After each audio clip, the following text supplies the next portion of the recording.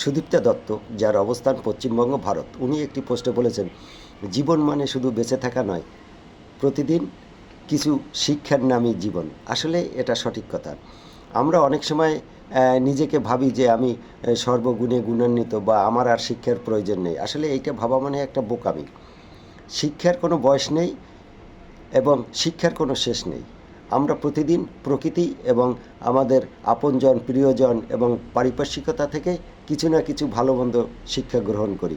হয়তো আমরা সেটা আমাদের জীবনে বাস্তবায়িত করি, অথবা আমরা মানে শিক্ষাটা আমাদের মজুত করে রাখি। আমরা যে সব শিক্ষা যে আমরা আমাদের জীবনধারায় কাজে আসে এমন কিছু না। আমরা শিক্ষার কোনো শেষ নেই। আপনি বহুবিধ শিক্ষা গ্রহণ করতে পারেন। এক্ষেত্রে আপনাকে কোনো সমস্যায় পড়তে হবে না। আপনার শিক্ষা থাকলে কোনো না কোনো সময় আপনি সে শিক্ষাটা কাজে প্রয়োগ করতে পারবেন। কাজেই আমাদের মেনে নেওয়া উচিত, শিক্ষার কোনো বয়স নেই এবং শিক্ষার কোনো শেষ নেই।